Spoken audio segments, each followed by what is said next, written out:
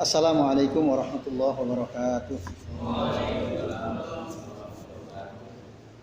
Alhamdulillahirabbil alamin wassalatu wassalamu ala asrofil anbiya'i wal mursalin wa ala alihi wa ashabihi wa man tabi'ahum bi ihsanin ila yaumiddin. Asyhadu an la ilaha illallah wahdahu la syarikalah wa asyhadu anna Muhammadan abduhu wa rasuluh. Allahumma shalli wa sallim wa barik ala Muhammad wa ala ali Muhammad kama shallaita wa barakta ala Ibrahim wa ala ali Ibrahim fil alamin innaka Hamidum Majid. Rabbi shrah li sadri wa yassir li amri wahlul 'uqdatam min lisani yafqahu qawli. Amma ba'du. Bapak-bapak dan ikhwas sekalian, azani Allah wa iyyakum ajmain. Alhamdulillah, puji dan syukur marilah senantiasa kita haturkan ya kehadirat Allah Subhanahu wa taala yang telah mengizinkan kita semua untuk bisa kumpul di majelis ini, majelis kajian kitab Fadlul Islam. Ini ada beberapa teman baru ini ya, bersama Pak Nasir ya. Kalau Pak Anwar udah lihat antum ya, di kajian Ahad ya. Ini namanya Pak Anwar, Anwar Rais ya. Ya. Kalau di samping Pak Nasir, samping kanan, kiri, samping kiri. Pak Rahmat ya. Samping kanan Abu Fahmi. Ini kunyahnya pakai Abu Fahmi. Kalau ini Abu Waqqas ini ya. Nah, Abu Fahmi. Alhamdulillah. Kalau antum putra Pak Pak Abu Fahmi ya. Antum Fahmi namanya. Oh ya. Antum putranya Pak Fahmi juga? Abu Fahmi juga? Alhamdulillah ya. Masya Allah. Barakallahu fikum. Semoga gimana Pak Nasir? Al-Fatah. Nah, Al-Fatah atau Asy-Syabab. Syabab. Baik. Ini bagi yang belum punya kitab berarti hanya mendengarkan ya. Kitabnya kalau mau beli udah habis ya Pak Sabri ya? Udah habis ya. Kecuali mau ngopi nanti bisa fotokopi barangkali. Lebih baik kalau kita ada pegang kitabnya ya. Baik teman sekalian, pada pertemuan pekan lalu kita sudah membahas sampai halaman 47 ya. Betul nggak? Ya, sekarang kita masuk ke halaman 48. Silakan dibuka. Baik, saya bacakan. Qala Abu Al-Aliyah. Berkata Abul Aliyah. Nama lengkap Abul Aliyah Ar-Riyah, ini Ar-Riyahi nama kunyah seperti Abu Fahmi atau Abu Waqqas gitu ya. Itu nama kunyahnya. Nama aslinya adalah Rufai bin Mihran Ar-Riyahi. Namanya Rufai bin Mihran Ar-Riyahi nama aslinya. Wa huwa min a'immatit tabi'in. Dan dia termasuk ulama dari kalangan tabi'in. Artinya beliau ketemu dengan beberapa orang sahabat Nabi Sallallahu Alaihi Wasallam. Rufai bin Mihran ini. Nah, ini orang berilmu. Beliau berwasiat. Apa wasiatnya? Ta'allamu al-Islam. Pelajari oleh kalian Islam. I'rafu al-Islam ma huwa. Ketahuilah apa itu Islam. Jadi nggak cukup kita mengatakan ana muslim. Saya muslim. Tapi kita nggak belajar tentang Islam. Banyak nggak orang ngakunya Muslim tapi nggak belajar tentang Islam? Banyak nggak? Banyak banget. Itu nggak cukup. Tapi sayang banyak yang kayak gitu. Dia merasa Muslim, apalagi di KTP sudah jelas Muslim ya, di akte Islam. Ada nggak? Di akte nggak ada ya? Agama nggak ada ya? Nggak ada. KTP lah. Nah, lalu dia merasa cukup. Apalagi dulu belajarnya di MI, MTS, MA, terus sekolah. Itulah misalnya. Lalu dia merasa udah Islam banget ya. Islam banget. Setelah jadi sarjana udah gak mau belajar lagi. Gak mau ngaji lagi. Tapi bergaulnya sama orang macam-macam gitu ya. Bahkan pikirannya juga terpengaruhi oleh paham-paham liberal misalnya. Bapak-bapak dan ikhwas sekalian, maka itu tidak cukup. Orang mengaku dirinya sebagai Muslim, lalu terus berhenti dia nggak belajar Islam. Nah ini berbahaya. Hanya ada dua pilihan yang kita lakukan: mengajarkan sunnah atau belajar sunnah. Itu harus. Kalau bisa ngajarin sunnah, kalau belum belajar sunnah. Makanya apa kata Abdullah bin Mas'ud, ugdu aliman au muta'alliman wala takunanna imma'atan. Itu pilihan kita. Kalau enggak kita mengajar. Kalau enggak mengajar kita belajar. Jangan ikutan. Bisa sama itu. Ya. Bisa sama ya. Karena gini, ketika kita belajar lalu kita bertanya tentang sesuatu, yang penting nanyanya enggak ngeyel itu saja. Ya. Kalau nanyanya enggak ngeyel itu, maka dia bisa menjadi sebab ilmu itu tersampaikan. Maka al-mutasabbibu kal mubashir. Orang yang menjadi sebab tersampaikannya ilmu seperti orang yang menyampaikan ilmu itu sendiri. Jadi pahalanya sama. Ya. Kayak kemarin kan kasus gimana kok alaikum bisunnati wa sunnatil khulafa'ir rasyidin kan gitu kemarin ya. Coba perhatikan, alaikum bisunnati wa sunnatil khulafa'ir rasyidin. Terus tamassaku biha. Kok enggak bihima, kok biha gitu kan? Nah, ini kan. Ini. Kenapa? Karena sunnah, kembali kepada sunnah kan, alaikum bisunnati wa sunnatil khulafa'ir rasyidin al-mahdiyyin. Kenapa huma? Dari mana asal usul huma? Ya, karena kembali kepada sunnah. Itu kan alaikum bisunnati wa sunnatil khulafa'ir rasyidin al-mahdiyyin. Ad-du'a tamassaku biha, maka tamassaku biha. Ha itu kembali kepada sunnah. Huma kemana ya? Kembali ke sunnah. Rujuk ila sunnah. Wa addu 'alaiha bin nawazid. Nah, gigitlah dia dengan gigi gerahamu. Nah, misalnya bertanya, ada yang bertanya seperti itu, orang tadi nggak tahu, tapi karena pertanyaan itu ada tambahan ilmu, orang jadi tahu. Maka yang bertanya itu pahalanya sama dengan yang menyampaikan. Nah, itu sama pahalanya. Oke, gitu. Karena as-su'alu nisful ilm ya, pertanyaan setengah daripada ilmu. Nah, ini Bapak sekalian. Nah, jadi Abul Aliyah mengatakan enggak cukup kita merasa diri sebagai saya muslim, tapi kita enggak tahu Islam, kita enggak mempelajari Islam, tidak mempelajari sunnah-sunnahnya, rukun-rukunnya, tidak mempelajari pembatal-pembatal keislaman. Nah, berarti kita berislam laisa ala basirah, berislamnya tanpa ilmu. Laisa ala basirah itu tidak berdasarkan ilmu. Berarti hanya imma'ah, ikut-ikutan. Lebih banyak mana orang berislam ikut-ikutan atau orang berislam berdasarkan ilmu yang kokoh? Lebih banyak mana? Banyak yang ikut-ikutan. Nah, itu. Nah, ini suatu kondisi yang sangat disayangkan ya. Oleh karenanya beliau katakan alaikum ya ta'allamu al-Islam. Lalu Bapak-bapak dan ikhwas sekalian, kalau kita sudah tahu Islam, fa idza ta'allamtumuhu, kalau kalian sudah tahu tentang Islam, jadi pertama wasiat beliau ini pelajari Islam, itu wasiatnya, supaya kita berislam berdasarkan ilmu.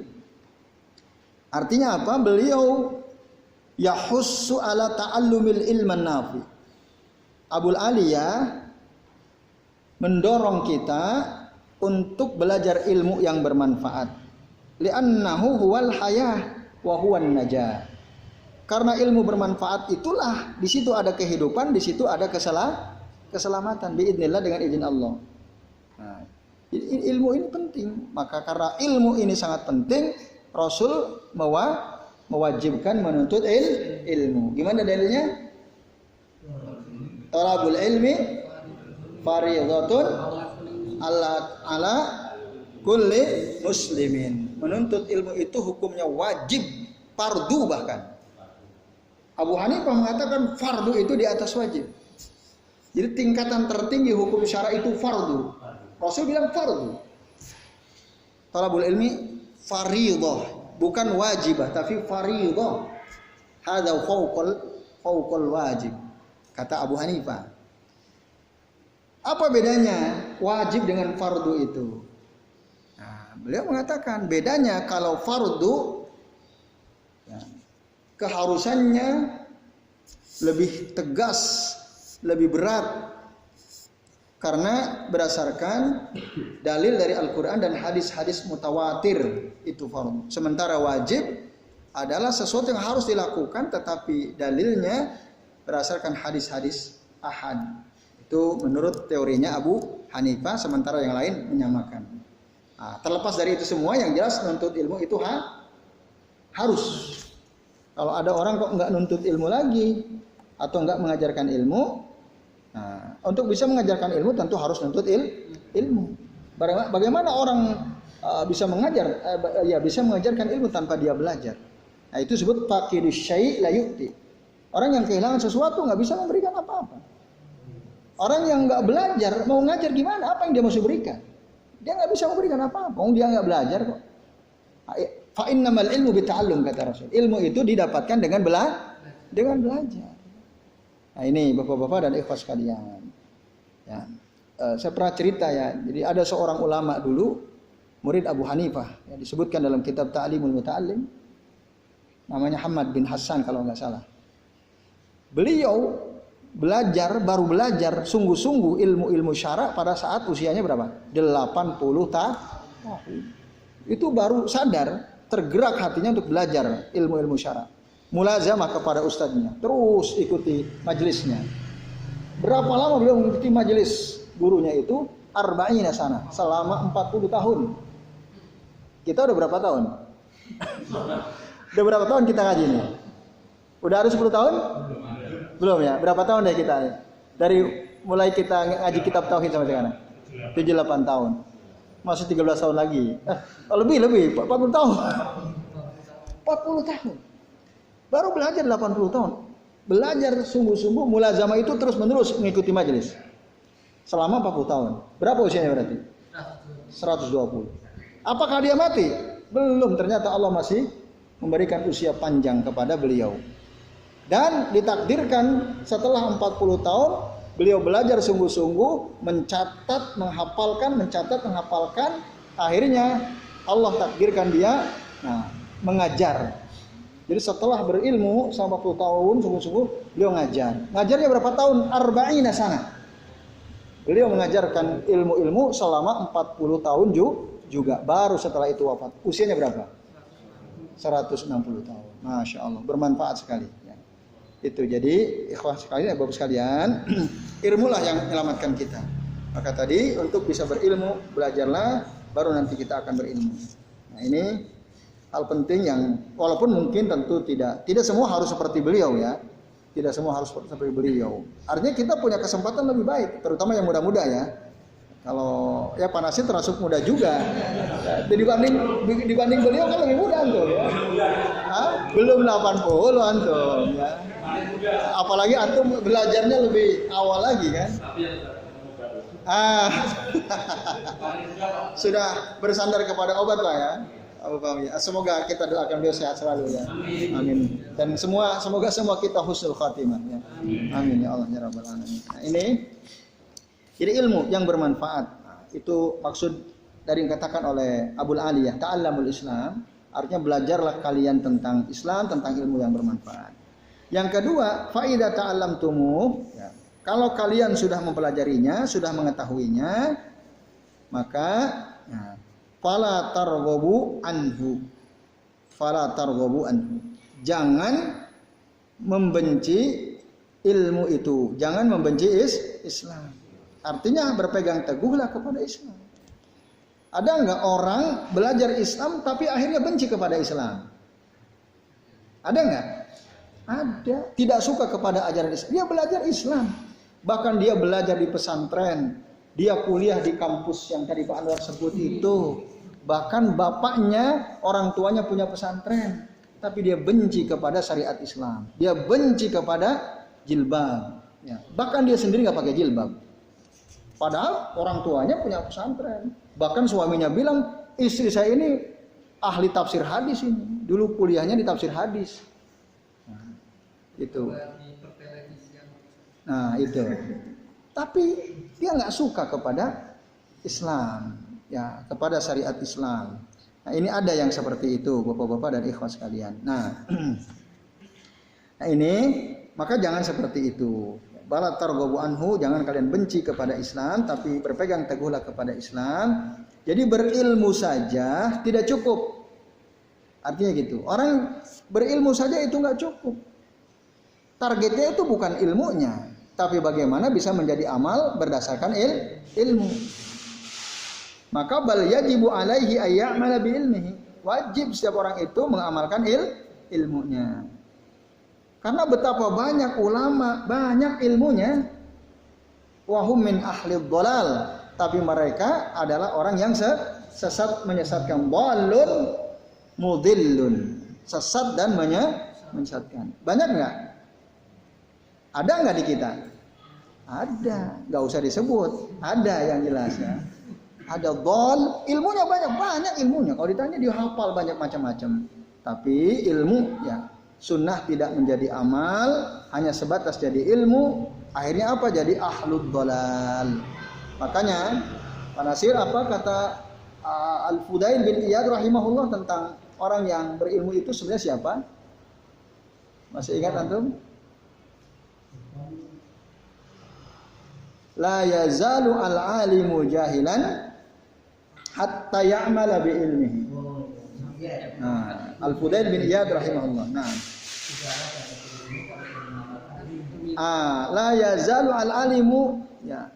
Jahilan, orang berilmu itu masih tetap berada pada makom kebodohan, orang bodoh. Orang yang banyak ilmunya, hafal macam-macam, itu masih tetap bodoh. Masih tetap bodoh hatta ya'mala bi ilmihi, sampai dia mengamalkan ilmunya. Siapapun kita, seberapapun banyak hafalan kita, tapi kalau kita enggak mengamalkan ilmu kita, ya kita masih jahil. Sampai kapan? Hatta na'mala bi ilmina, sampai kita mengamalkan ilmu kita. Wa idza amala bi ilmi fa huwa alim. Nah, baru ketika dia dapat ilmu, dia amalkan ilmunya, itulah orang yang berilmu. Nah, ini, maka tidak cukup hanya berilmu, tapi berpegang teguhlah kepada Islam, janganlah benci kepada Islam. Nah, ini Bapak-bapak dan ikhwas sekalian. Dan tentu saja ketika kita berpegang teguh kepada al-haq ya, kepada Islam dengan ilmu yang kita tahu, kita harus kokoh ya, sabar ya, dalam berislam dengan ilmu itu, karena Islam itu dah ilmun wa amalun, ilmu dan amal. Nah, itulah wasiat dari Abul Aliyah. Jadi pertama beliau berwasiat supaya kita berilmu, yang kedua wasiat beliau adalah supaya kita beramal dan kokoh ya di atas amal yang berdasarkan ilmu itu. Itu wasiat yang kedua. Lalu yang ketiga, wa alaikum bis-siratil mustaqim fa innahul islam wala tataharrafu anis sirati yaminan wa shimalan wa alaikum bisunnati nabiyikum sallallahu alaihi wasallam. Nah, wasiat yang ketiga adalah hendaklah kalian berada di atas jalan yang lurus. Apa itu al-Islam? Fa innahul Islam. Itulah jalan yang lurus. Dan janganlah kalian menyimpang dari jalan yang lurus itu, baik menyimpang ke kanan ataupun ke kiri. Hendaklah kalian berpegang teguh kepada sunnah Nabi kalian sallallahu alaihi wasallam. Itu kata Abul Aliyah. Nah, berarti ini adalah nasihat ketiga. Apa itu?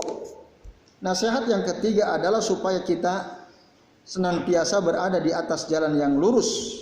Makanya Allah katakan dalam surah Al-An'am ayat 153, wa anna hadza sirati mustaqima fattabi'uhu. Sesungguhnya inilah jalanku, ya, kata Allah, yang lurus maka ikutilah jalan yang lurus ini.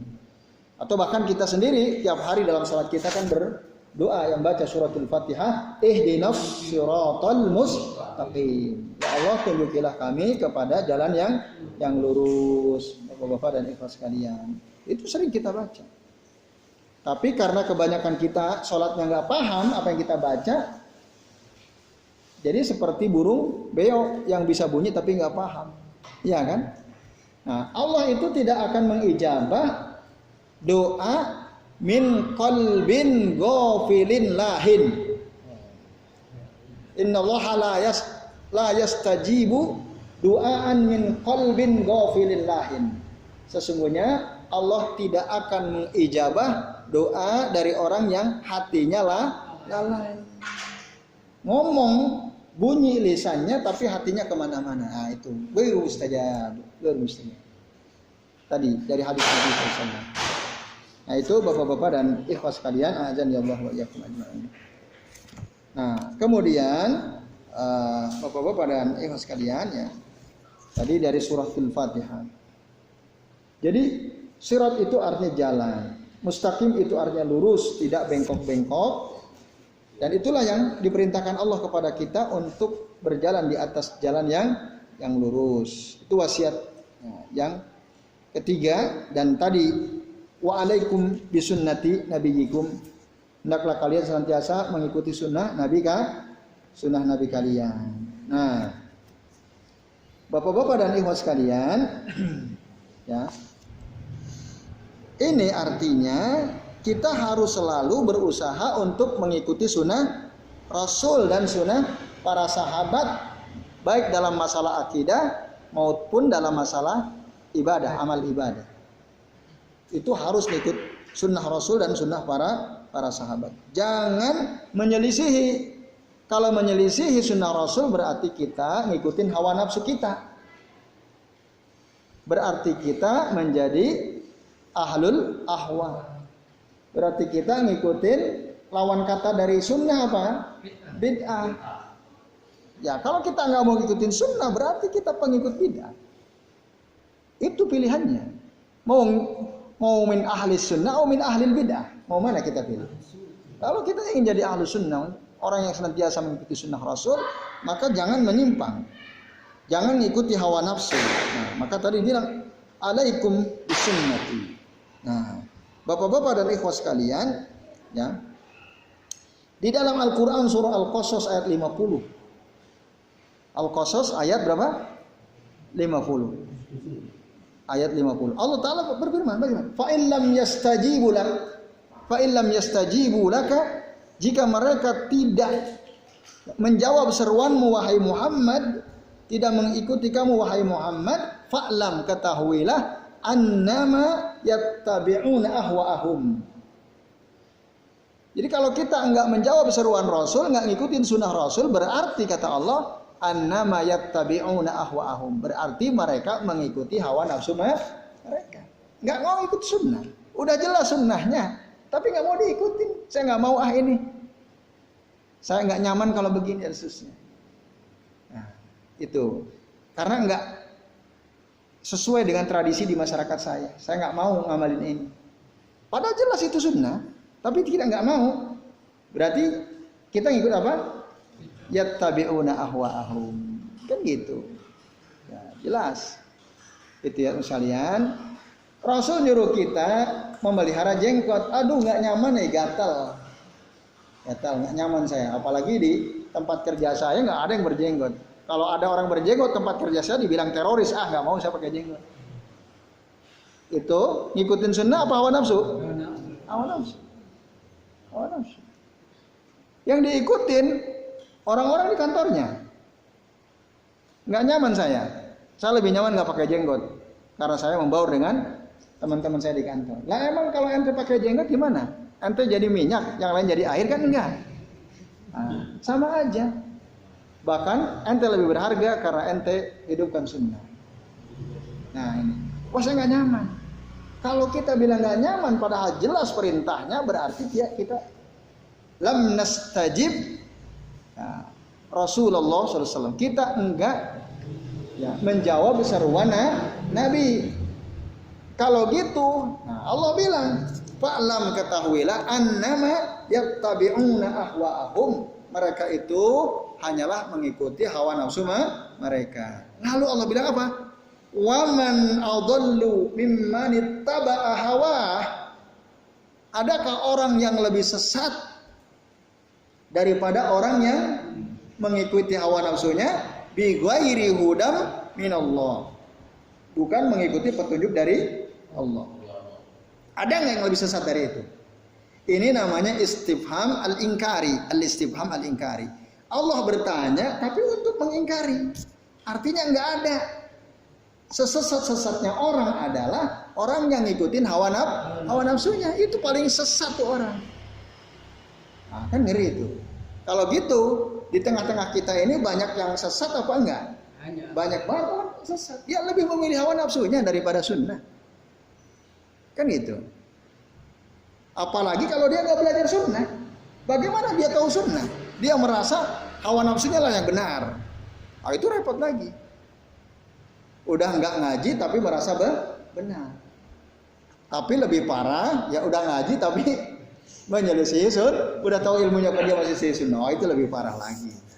Nah, itu lebih ngeri lagi nanti. Nah, maka kalau gitu nggak usah ngaji aja biar kita nggak tahu sunnah. Itu ngaco namanya. Iya.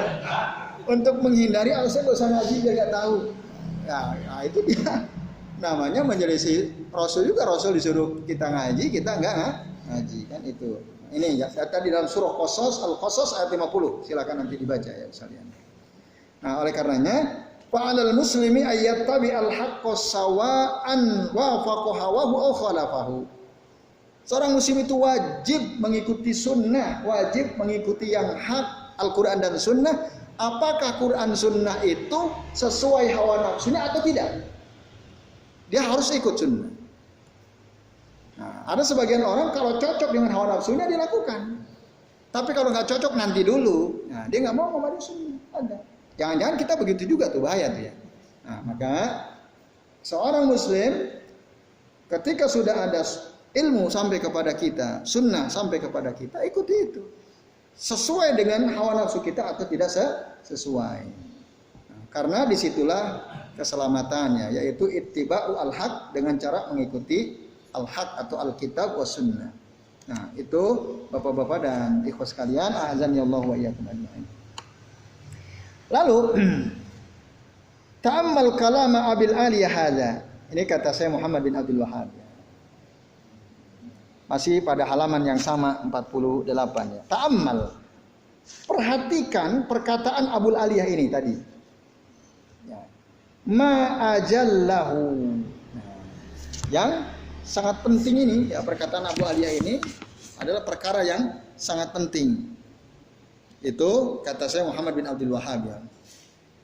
Nah, dan ini katakan Abul Aliyah ini adalah orang yang paling alim pada masanya. Nah, wa'rif zamanahu alladhi yuhadziru fihi minal ahwa allati man ittaba'aha faqad raghiba 'anil Islam wa tafsir al-Islam bisunnah. Nah, ketahuilah pada zamannya, jadi Abul Aliyah itu beliau mengingatkan, mewasiatkan ini ya, yaitu mewasiatkan supaya kita hati-hati dari mengikuti hawa nafsu. Nah, barang siapa yang mengikuti hawa nafsu faqad raghiba 'anil Islam, berarti dia telah membenci Islam. Wa tafsirul Islam di sini penafsiran Islam atau penjelasan makna Islam di sini adalah sunnah, benci kepada sunnah. Orang benci kepada sunnah ada nggak? Orang benci dia kepada cadar, cara sunnah istri Nabi Muhammad SAW. Jadi nisaun Nabi kulluhunna mutanaqabat ya. Mutanaqabat. Mutanaqabat maknanya bercadar ya. Semua istri Rasul SAW. Lalu ada orang benci kepada cadar. Orang bercadar itu adalah radikal. Orang bercadar itu adalah ekstrim. Dibuatlah film pendek. Wah. Perang tuh, perang ya. Ngaconya nggak ketulungan nih orangnya. Menghina betul dia terhadap sunnah. Nah, makanya orang kayak gini ini inna syani'aka huwal abtar. Orang yang benci kepada Rasul putus dia. Nggak akan langgeng dia. Orang-orang seperti itu. Jadi dia menunjukkan kebencian luar biasa kepada sunnah. Nah, ini.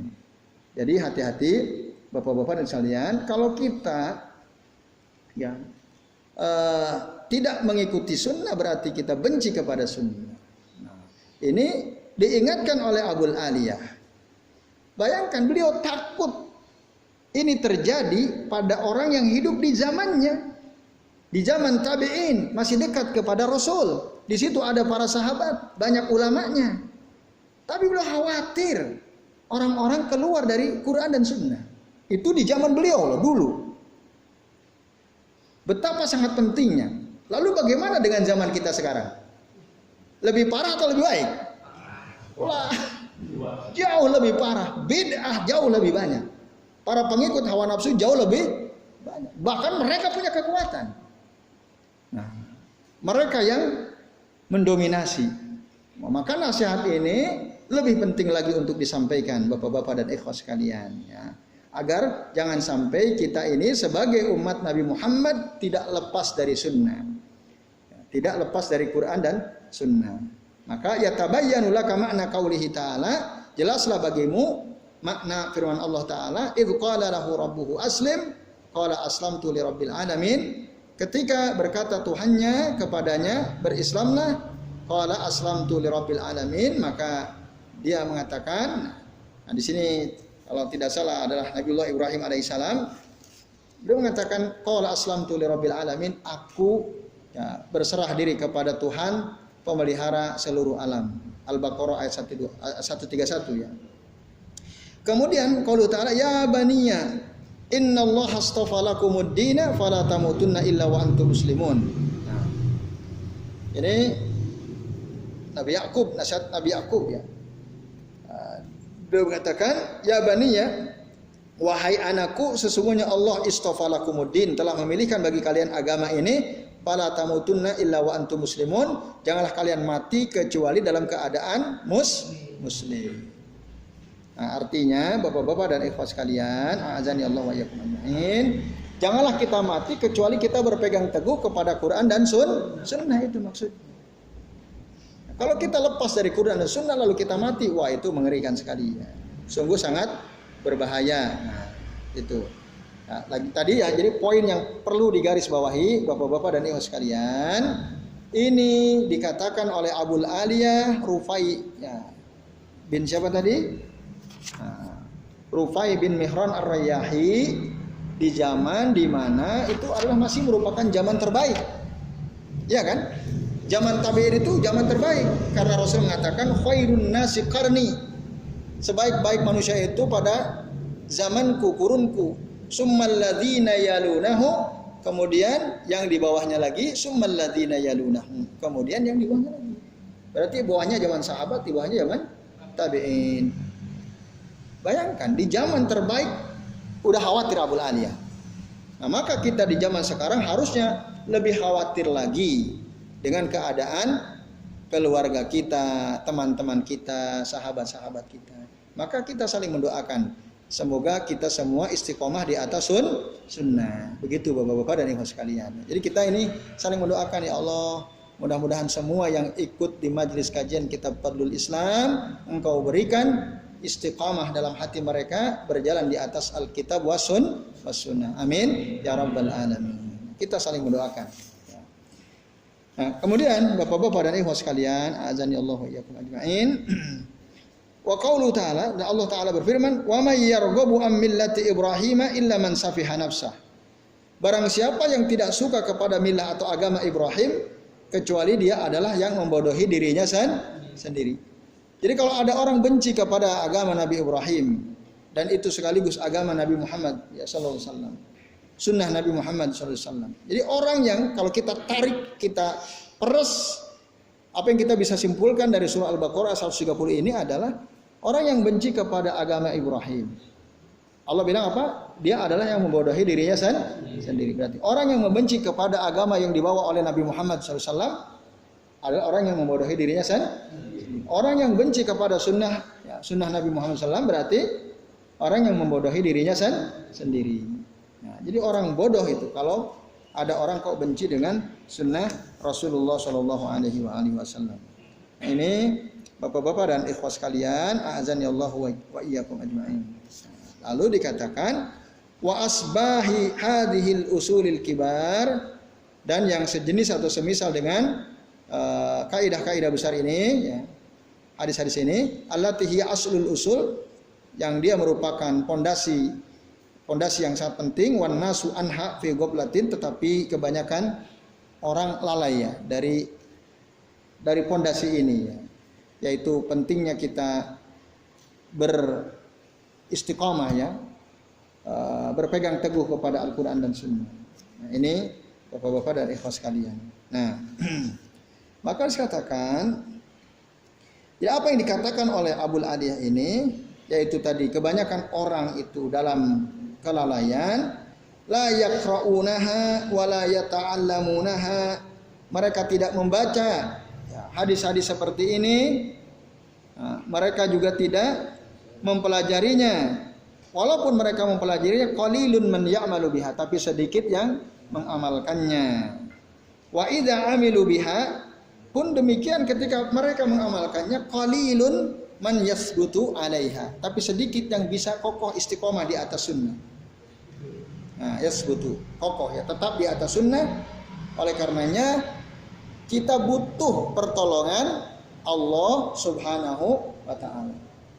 Kita semua aman atau tidak dari menyimpang dari sunnah? Tidak aman. Kita semua ini. Ya. Artinya apa? Potensi untuk menyimpang dari sunnah kita semua, kita termasuk saya, semua kita, itu sangat terbuka. Sangat terbuka. Nah, banyak tokoh-tokoh yang ilmunya tinggi, gelarnya berjejer panjang, tapi justru nggak suka kepada sunnah. Artinya apa? Berarti dia sudah kena fitnah, penyimpangan. Nah, itu marah. Nah, itu. Oleh karenanya kita ini nggak aman.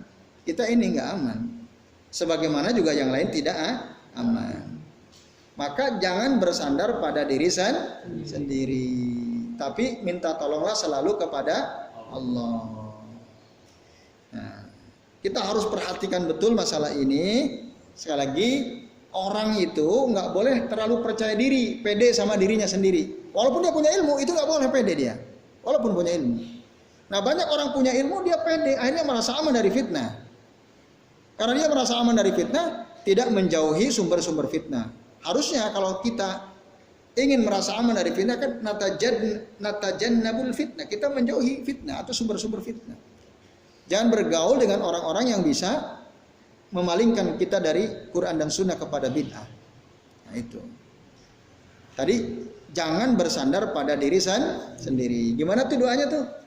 Ada yang hafal nggak tuh doa yang biasa dibaca Rasul bahwa kita itu ya jangan sampai kita bersandar pada diri kita? Gimana coba?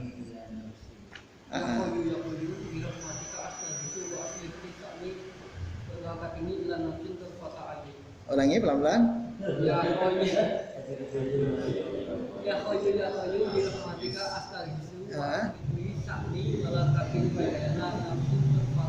Oke, coba Pak Wikan, lebih pelan dari Mas Fajar bisa? Ya Hayyu.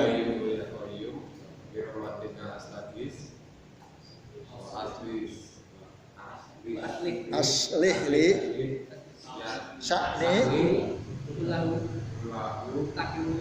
wala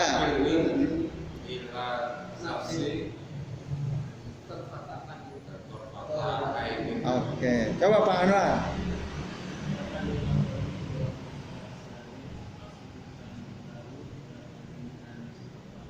Oke, Pak Lukman apa? Belum. Pak Nasir? Coba Pak Nasir. Belum. Mas Yoyo? Mas Isna? Mas Apri? Mas Abdo? Coba gimana?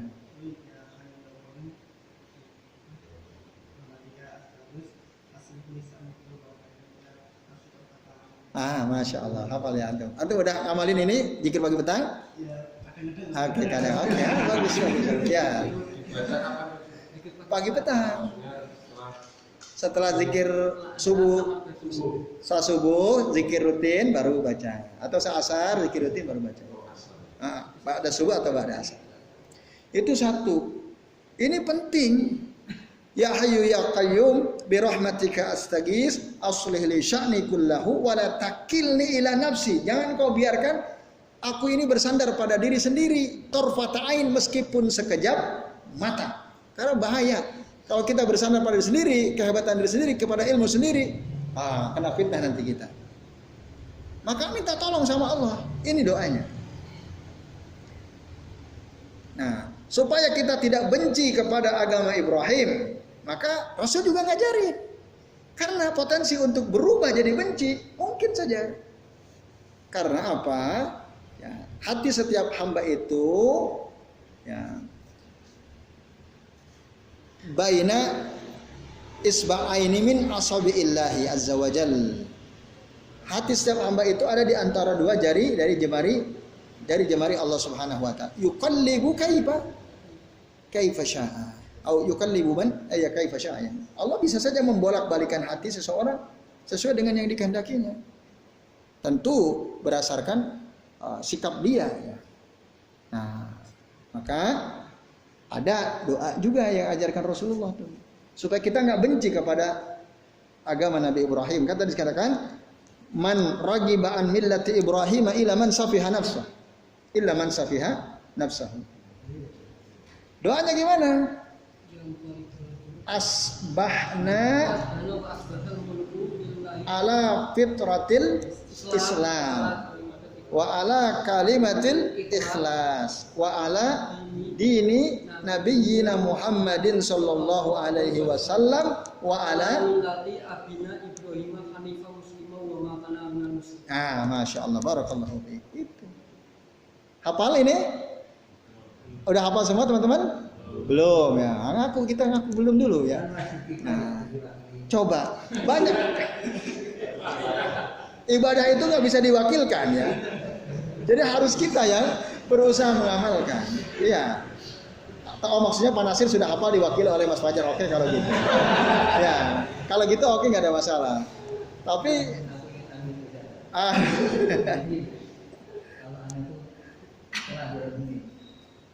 Allahumma rahmataka arju wa aqini dan nafsu qurratan wasbih bisa dikundang dan tarohul nafsi. Ya, selama itu ada tuntunannya nggak ada masalah. Jangan asal beda, bahaya. Jangan asal beda, penting beda. Tampil beda nih, ngaco juga nih kayak gini. Ya. Ya. Kalau itu ada sunnahnya maka itu kita amalkan juga. Setiap apa yang diajarkan Rasul maka kita amalkan itu. Nah ini. Jadi itu ya sekalian supaya kita nggak benci kepada milik. Maka jadi asbahtu atau amsaitu ala fitratil Islam. Ya. Jadi aku masuk di pagi atau sore hari berada di atas fitrahnya Islam atau sunnahnya Islam. Wa ala kalimatil ikhlas, berada di atas kalimat keikhlasan. Wa ala dini nabiyina Muhammadin SAW, dan berada di atas agama Nabi kita Muhammad SAW. Wa ala millati abina, dan di atas agama bapak kita Ibrahim hanifan musliman wa ma kana minal musyrikin. Agama bapak kami Nabi Ibrahim yang lurus, yang berserah diri, dan beliau tidak termasuk golongan orang-orang yang musyrik. Itu. Dan satu lagi tadi, ya muqallibal qulub. Itu baca rutin tuh. Itu baca rutin. Kalau yang dua tadi dibaca zikir pagi petang, sementara ya muqallibal qulub, ya sabit qalbi ala dinika, ini terserah baca kapan saja. Nah, ini namanya zikir mutlak, doa mutlak. Kapan saja kita baca. Nabi itu kata istri beliau, apa doa yang paling sering dibaca oleh Rasul? Di antaranya ini. Ya muqallibal qulub, sabit qalbi ala dinika, atau ya Allahumma musarrifal qulub, sarrif qulubana ala taatika. Nah, ini penting. Nah, ini ya sekalian supaya kita tidak benci kepada agama bapak kita Nabiullah Ibrahim alaihi salam. Nah, ini. Nah, kemudian bapak-bapak dan ikhwas sekalian ya. Kemudian mana lagi? Halaman berapa tadi? 48 ya. Fa'inal Islam faqad ragimal Islam, tafsir Islam. Nah, kemudian ya ini. Wa wassa biha Ibrahim, itu ya. Betul ya. Nah. Wa wassa halaman 48 yang terakhir. 48. Kan itu di atas. Man safihan nafsu itu Oh, udah lewat itu.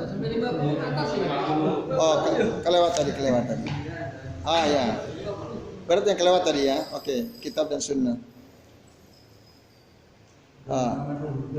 Ya, tapi tadi intinya penjelasannya bahwa kita, maaf tadi berarti ada yang kelewat ya. Wasiat Nabi Ibrahim dan Nabi Yakub. Di halaman 48 ya disebutkan wa wassa biha Ibrahim banihi wa Yaqub ya bunayya. Tadi wasiat Ibrahim, Nabi Yakub ya baniya innallaha astafa lakumuddin fala tamutunna illa wa antum muslimun. Udah tadi ya. Nah, itu wa may yarghabu an millati Ibrahim illa safiha nafsa. Ini sampai sini tadi. Wa may yarghabu an millati Ibrahim illa man safiha nafsa. Nah, itu sampai sini tadi. Dan ya yang sejenis ya asbaha hadhil usulil kibar allati hiya aslul usul wan nasu anha fi ghaflatin. Sampai sini tadi. Ya, sampai sini. Ya, ghaflah itu lalai ya, kebanyakan orang lalai atau meninggalkan Al-Qur'an dan sunnah. Nah, maka wa bi ma'rifatiha yatabayyanu ma'nal ahadits fi hadzal bab wa amsalihha. Dengan mengetahui sunnah-sunnah ini maka jelaslah makna hadis dalam bab ini dan sejenisnya. Wa amal insanu alladzi yaqra'uha wa asbahaha wa huwa aminun mutmainnun annaha la tanaluhu yadhunnu annaha fi qaumin kanu fabadu. Nah, sedangkan orang-orang yang membaca Al-Qur'an atau sunnah ini dan sejenisnya lalu dia merasa aman. Ya, dia merasa aman ya. Aminun mutmainnun tenang ya, annaha la tanaluhu bahwa dia tidak akan terkena fitnah ini, wa yazunnu annaha fi qaumin dan dia menyangka ini hanya terjadi pada kaum terdahulu saja. Kanu fabadu, maka perhatikanlah ayat ini. Afa aminu makrullah. Apakah mereka merasa aman dari azab Allah? Makrullah di sini adalah azab Allah. Fala ya'manu makrullah, janganlah kalian atau kamu merasa aman dari azab Allah illal qaumul khasirun. Kecuali orang yang merasa aman dari azab Allah ini adalah orang-orang yang rugi. Ya. Di dunia wal akhirat tentu saja, di dunia dan di akhirat. Nah, ini Bapak-bapak dan ikhwan sekalian. Nah, ini ya. Kemudian ini baru tuh halaman 50 tuh ya. Jadi tadi kan penjelasannya halaman 50, afa aminu makrullah fala ya'manu makrullahi illal qaumul khasirun. Tidaklah ada orang yang merasa aman dari azab Allah kecuali orang-orang yang rugi. Jadi orang yang merasa aman dari azab Allah dia adalah orang yang rugi. Artinya apa orang yang merasa aman itu? Jadi dia tidak pernah berdoa, dia merasa punya ilmu. Kalau udah punya ilmu pasti selamat, nggak butuh minta pertolongan kepada Allah. Lalu dia bergaul bebas dengan ahlul ahwa, ahlul bid'ah. Itu bahaya juga, betul. Ya. Saya punya grup WhatsApp. Di situ ada ahlul ahwa, banyak teman-teman ahlul ahwa. Itu waduh, ngeri sekali itu. Teman-teman saya yang berusaha mengikuti sunnah pada keluar semua, kecuali saya bertahan sendiriannya. Tapi ngeri itu ya. Nah, tapi kalau saya mau keluar, saya yang buat grupnya.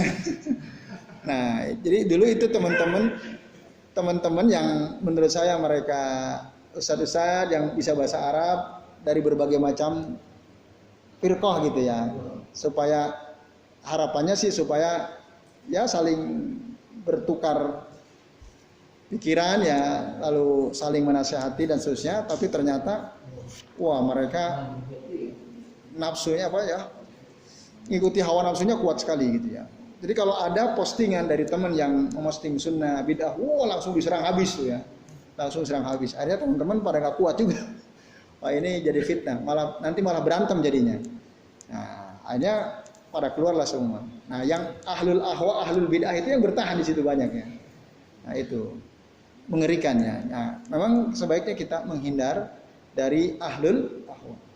Pengaruhnya luar biasa. Ya. Kecuali kalau kita punya ilmunya. Tapi itu pun sambil berdoa terus sama Allah.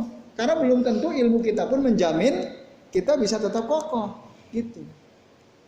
Nah, banyaklah cacian, makian, khususnya ya, hinaan, terus lakob-lakob yang aneh-aneh gitu. Mereka lakobkan kepada teman-teman yang berusaha mengikuti sunnah. Nah, ini Bapak-bapak dan ikhwas sekalian.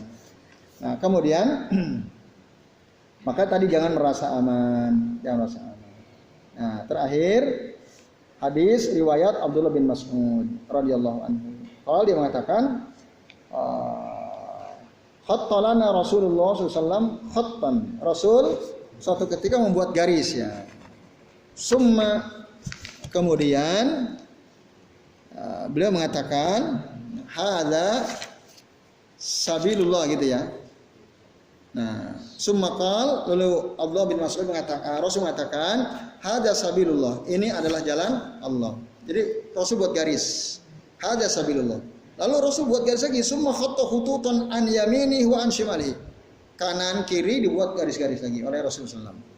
Nah, lalu setelah itu belum mengatakan summa qala hadhihi subul. Ini jalan-jalan ala kulli sabilin min hasyaitan. Di atas jalan-jalan ini yang kanan kiri ini di atasnya ada syaitan yad'u ilai, menyeru supaya kita ikut jalan-jalan itu. Nah, syaitan itu ada dua, syaitanul jin wa syaitanul ins. Ada syaitan yang enggak kelihatan dan ada syaitan berjenis manusia. Du'a ila abwabi jahannam itu. Nah, itu kan syaitan itu. Mereka itu syaitan. Nyeru-nyeru kita agar mengikuti jalan mereka, agar kita menyimpang dari sunnah. Nah, lalu setelah Rasul mengatakan, summatala Rasul membaca, wa anna hadza sirati mustaqimah, sesungguhnya ini adalah jalanku yang lurus, fattabi'uhu, ikutilah jalan ini, wala tattabi'u subula. As-subula, jangan kalian ikuti jalan-jalan yang menyimpang, fatafarraqu bikum an sabili, nanti kalian akan menyimpang dari jalan Allah. Dzalikum wassaqum bihi. Nah, demikianlah kalian diwasiatkan oleh Allah dengan ini, la'allakum tattaqun, semoga kalian bertakwa. Hadis rawahu Ahmad wan Nasa'i. Nah, ini selesai bab ini ya, teman sekalian. Nah, artinya apa? Ya. Hanya ada satu jalan keselamatan, yaitu siratal mustaqim, yaitu jalan Allah itu. Atau yaitu al-Islam. Jalan keselamatan satu Islam. Nah, apa relevansi hadis ini dicantumkan oleh muallif kitab Fadlul Islam? Yaitu untuk menjelaskan keutamaan Islam itu adalah jalan, satu-satunya jalan yang bisa menyelamatkan kita. Jalan yang lurus, bukan jalan yang menyimpang. Jadi saya kira ini ya, jelas ya, terus kalian. Semoga sekali lagi kita bisa berusaha untuk terus menerus berada di atas jalan yang hak, Al-Quran dan Sunnah. Demikian yang bisa kita bahas, semoga bermanfaat. Ini sudah jam 10 ya, Pak Nasir kalau mau meninggalkan tempat silakan ya, karena ya kecuali antum yang 4 nggak mau pulang, cuma antum sendiri jalan kaki sendiri ya, itu mungkin antum nggak akan pulang ya. Oke, silakan. Yang zaman paling baik zaman dulu Rasul. Khairul quruni qarni. Sumaya. Nah. Kalau ditarik ke Indonesia misalnya. Ya. Jadi presiden dulu lebih baik untuk maksudnya? Sebaik-baik masa Nabi, dan masa akhirnya itu kan kelas dunia. Kalau kelas nasional bisa nggak sebaik-baik pemimpin negara dulu jelek, sekarang jelek, terus bisa nggak? Nggak bisa. Karena belum tentu yang akan datang lebih buruk dari sekarang. Belum tentu pemimpin Indonesia yang akan datang lebih buruk, belum tentu lebih buruk dari sekarang. Jika dibanding sebelumnya, demikianlah kira-kira. Tapi jika dibanding yang akan datang, kita nggak tahu kan gitu. Tapi kalau masa Nabi, masa sahabat, masa tabiin itu yang terbaik, nah itu pasti. Dan setelahnya pasti lebih buruk. Tapi kalau soal pemimpin dalam arti lokal tadi, belum tentu pemimpin yang akan datang lebih buruk dari yang ada sekarang. Belum tentu. Nah, gitu. Gimana Pak? Sekarang pemimpin sekarang banyak menyerupai setan. Ya. Ya, yang mengikuti jalan saya sunnah itu berarti ya.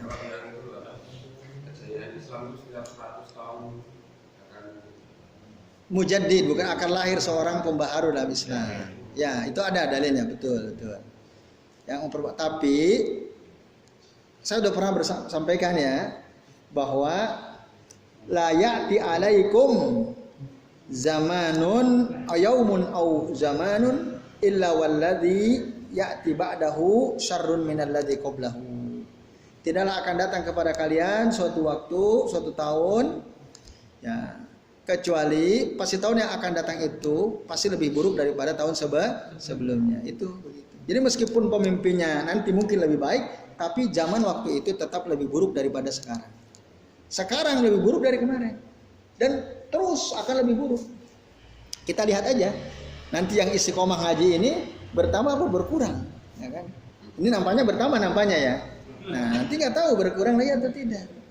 Nah, itu ya. Ya alhamdulillah. Apa Pak?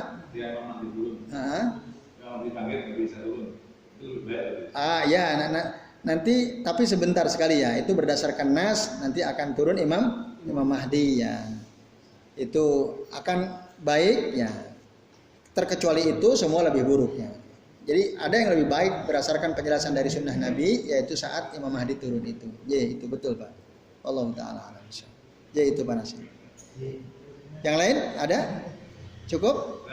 Ya silakan Abu Fahmi. Saya sering berpikir dan sadar sendiri. Ini kan ada nama Islam. Ada apa? Nawakil Islam tuh.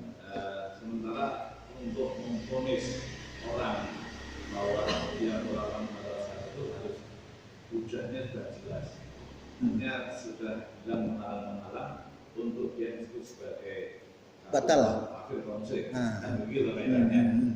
Nah, sementara dalam akidahnya Salafi ini Aminah yaitu Rasulullah SAW berdasarkan Korea itu Bina, Melaka, orang tua Rasulullah SAW. Nah, kemudian waktu itu kan dalam kekosongan Rasul yang menanti dari Nabi setelah wafat, kemudian Rasulullah SAW bangkitkan. Masa fatrah katanya. Nah ini ya selama ini meyakini Imam Bina karena hadisnya seperti itu jelas dari Rasulullah SAW sendiri. Tapi dikaitkan dengan kaidah tadi bahwa hujah itu harus tegak sebelum orang sekarang aja ya, kalau udah belum tegak nggak belum divonis. Nah kemudian yang hujah itu ditegakkan oleh siapa ketika bapaknya Rasulullah. Kalau Abu Lahab jelas, Abu Thalib bahkan juga jelas hujah sudah tegak. Ketika Amin dan Abdullah ini dikaitkan dengan kaidah tadi itu bagaimana? Ya. Oke baik. Apa itu masa fatrah? Masa kekosongan Nabi. Artinya masa jeda antara Nabi Isa dan Rasul itu kan sekitar berapa tahun? 400 tahun ya, kurang lebih 400 tahun. Itu nggak ada Nabi setelah Nabi Isa. Setelah 400 tahun kemudian baru Allah mengangkat Nabi Muhammad menjadi Nabi dan Rasul. Nah, seringkali orang mengatakan masa fatrah ini sebagai masa nggak sampai kepada mereka dakwah kan gitu. Berarti kalau gitu orang yang hidup di masa fatrah semua akan masuk surga. Itu nggak kesimpulannya coba. Sekarang kita tanya, orang yang hidup di masa fatrah, apakah mereka tidak tegak padanya hujjah dan mereka semua akan masuk surga? Kira-kira apa jawabannya? Gimana? Hah? Ya coba aja. Gimana ya? Hatta nafasa alaika rasul. Iya. Lalu depannya Ustaz. Iya. Oke. Maka dibina iya hatta nafasa alaika rasul. Dan kami tidak akan mengajar sampai dia mendapatkan rasul yang Nah, oke. Surah Al-Isra 15 ya. Ya, faman ihtada fa inna ma yahtadi li nafsihi wa man dhalla fa inna ma yadhillu 'alaiha wa la taziru waziratun wizra ukhra wa ma kunna mu'adzibina hatta nab'asa rasula. Nah, ini sering digunakan sebagai dasar nih. Dan kami tidaklah akan mengazab mereka ya sampai kami mengutus seorang rasul. Maka pertanyaan saya tadi, apakah orang yang hidup di masa fatrah antara Nabi Isa dan Nabi Muhammad, di mana itu adalah disebut masa fatrah, apakah mereka semua akan masuk surga? Coba jawab. Ayo jawab itu. Pak Nasir jawab. Pak Abu Fahmi jawab. Sebagai dalil masuk. Ini sebagai dalil masuk surga. Oke. Artinya berarti kesimpulannya orang-orang yang hidup di masa fatrah semua mereka akan masuk surga. Itu. Padahal Rasul sendiri bilang, Abuka wa abi finnar, bapakku di neraka. Berarti salah tuh kesimpulan kita. Kalau kita bilang orang yang hidup di masa fatrah semua masuk surga. Rasul punya bapak hidup di masa fatrah masuk neraka. Nah, gimana tuh? Jawabannya, masa fatrah itu bukan jaminan orang kemudian bebas dari berbuat salah. Masa fatrah itu masa kekosongan, artinya memang tidak ada, Allah tidak mengutus Nabi dan Rasul. Tapi bukan berarti tidak ada ajaran Nabi dan Rasul yang disampaikan. Berarti orang yang hidup sebelum Nabi Muhammad diangkat jadi Nabi dan Rasul, dia harus mengikuti syariat Nabi Isa. Itu. Nah, bentar. Saya tanyakan berkaitan dengan itu. Kalau terusan masing-masing Nabi atau Rasul diutus ke kaumnya. Ya. Terakhir siapa yang diutus ke kaum Quraisy? Arab, Mekah itu Nabi terakhir siapa? Kalau Nabi kan ke kaum tuh. Jadi pertanyaan saya meneliti. Kalau Abu Bakar kan sendiri. Dia nggak tambah berhala. Ada beberapa kisah lagi dalam larangan ini baca. Nah, Aminah dan Abdullah ini tidak hanif. Nah, berarti yang jadi patokan di syariatnya siapa? Ketika ini kaum Mekah ini. Mekah ya. Sekarang ajaran Nabi Isa sampai nggak ke Mekah? Sampai nggak? Siapa yang, ini dia calon Nabi ini? Siapa yang ngomong gitu? Siapa yang tahu pertama kali Muhammad ini adalah calon Nabi? Siapa Waraka itu? Pendeta. Pendeta kan? Saudara dari Khadijah bahkan. Artinya syariat Nabi Isa sampai itu ke sana. Buktinya ada pendeta Waraka. Nah tentu saja dia menyampaikan, tapi mungkin bangsa Arab karena dia pagannya, para penyembah berhala, malas dia ngikutin ajaran yang dibawa oleh para pendeta dan itu adalah umat Nasrani. Dan Waraka termasuk ulama jujur dari Nasrani, maka dia sampaikan. Karena dia tahu dalam Injil kan disebutkan ciri-ciri Nabi yang akan datang kemudian, dan itu ada pada diri Nabi. Maka beliau ini lindungi ini orang, ini anak nih.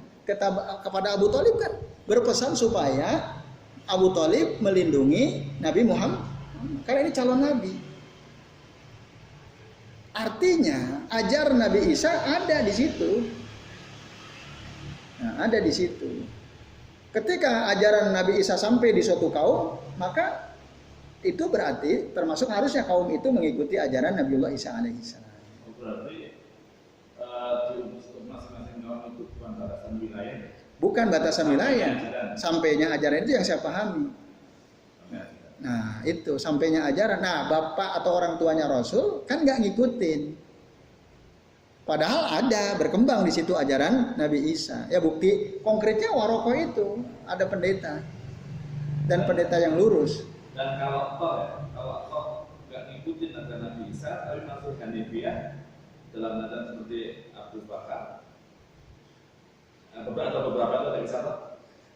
Intinya gini, semua sahabat Rasul sebelum menerima ajaran Rasul, ya dia kalau tidak mau menerima ajaran Rasul dia akan masuk neraka. Qadarullah, orang-orang semacam Abu Bakar, Umar dan seterusnya, ada orang-orang yang mau menerima ajaran Rasul. Bahkan Abu Bakar kan kelebihannya, kenapa Rasul melaqabi dengan laqab Siddiq? Langsung percaya apa yang sampaikan Rasul ketika turun dari Isra Mi'raj, langsung percaya kan? Nah itu. Itu kelebihan Abu Bakar, bukan sebelumnya. Kelebihannya ya setelah beliau menerima kenabian dan kerasulan Muhammad SAW. Nah itu.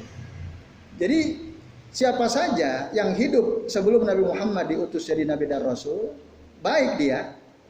Abu Thalib memang nggak baik. Abu Thalib kan baik sekali.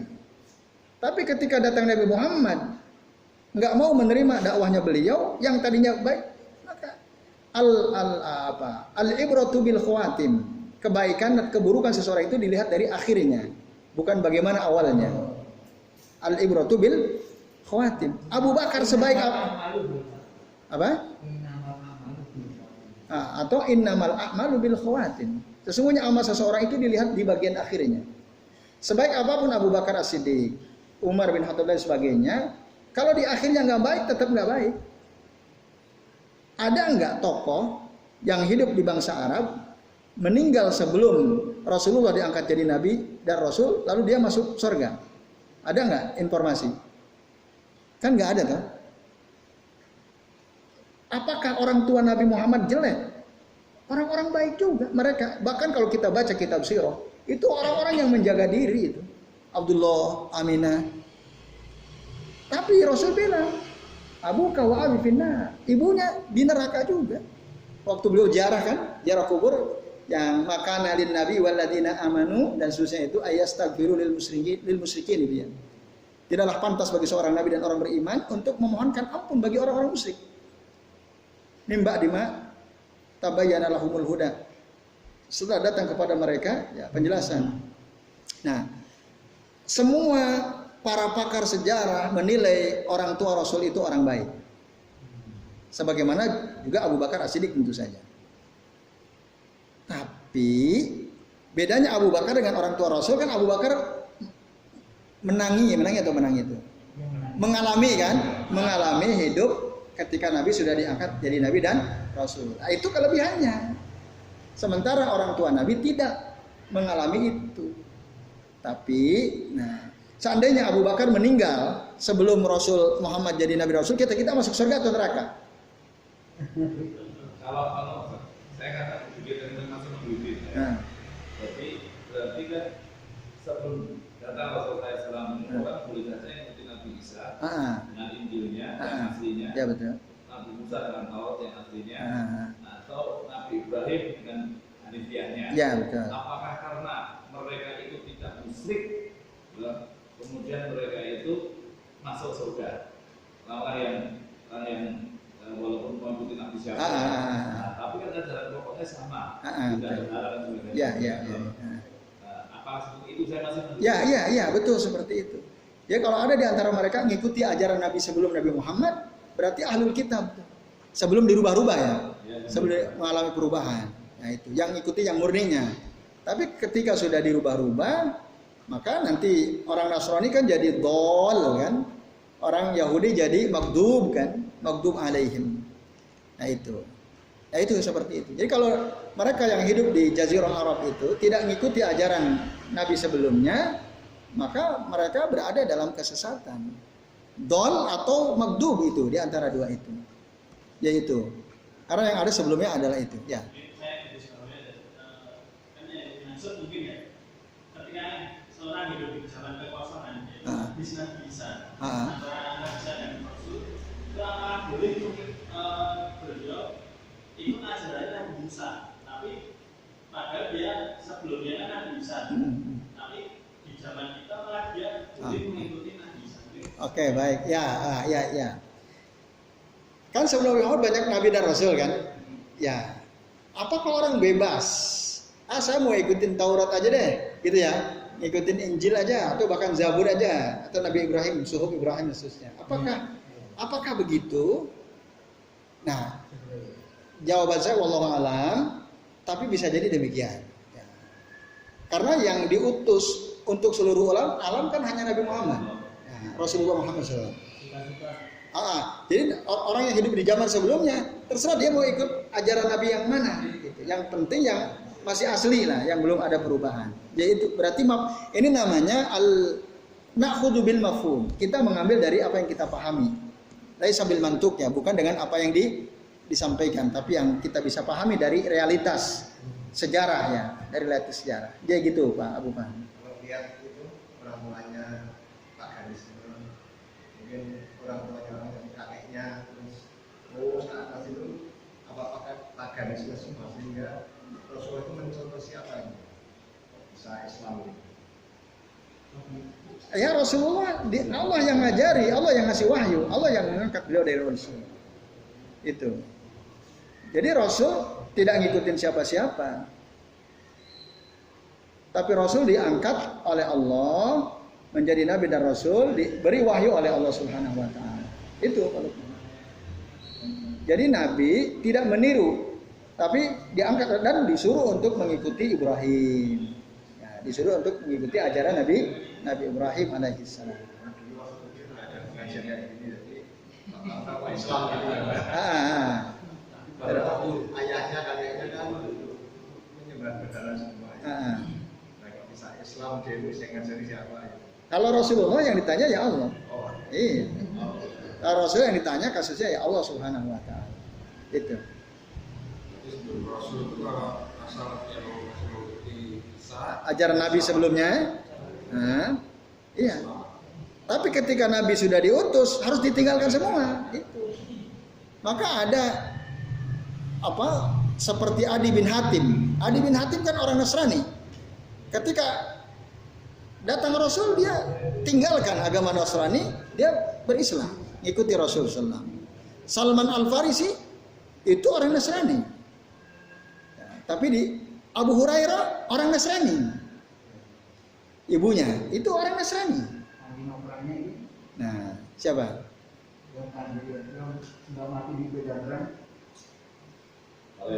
Khalid bin Walid, ya. Jadi banyak tokoh-tokoh sahabat Nasrani. Kalau dia masih tetap dan Nasrani sebelum Rasul diangkat dari Nabi Rasul, kalau meninggal itu bisa jadi masuk Islam. Tapi waktu Rasul Muhammad SAW diangkat jadi Nabi Rasul, ibunya Abu Hurairah nggak mau masuk Islam, masih berpegang teguh kepada Nasrani dan itu keliru. Maka Abu Hurairah berkali-kali mendakwahi ibunya supaya ikut Rasulullah, nggak mau. Tapi kemudian dia minta doa kepada Rasul, ya Rasul doakan ibu saya supaya dia masuk Islam. Akhirnya Rasul berdoa, diijabah doanya, ibunya Abu Hurairah masuk Islam. Nasrani tinggalkan. Gitu. Nah itu. Jadi gitu Pak. Jadi semua orang yang hidup di zaman sebelum Rasul, kalau dia tidak mengikuti ajaran nabi-nabi sebelumnya, sebaik apapun kehidupannya, dia akan masuk neraka. Walaupun ada orang yang menolak, masa sih orang tua Rasul kan zaman fatrah dan seterusnya. Nah itu menentang apa yang dikatakan oleh Nabi. Nabi kan jelas mengatakan abuka wa abi finnar. Yaitu.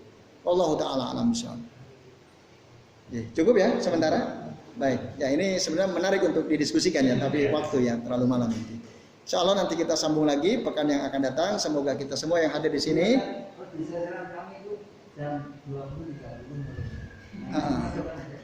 ya. Berarti nanti datangnya jam 9 kurang dikit aja. Biar jam 9. Ya.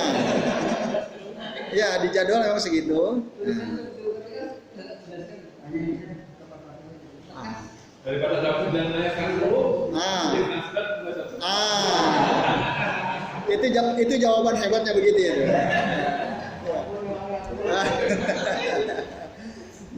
Mari kita nanti diakhiri oleh Mas Sabdo. Saya mohon maaf jika ada kesalahan. Saya akhiri ya. Wassallallahu ala Muhammadin wa ala alihi wa sahbihi wa baraka wa sallallahu alaihi ajma'in. Billahi taufiq wal hidayah. Wassalamualaikum warahmatullahi wabarakatuh.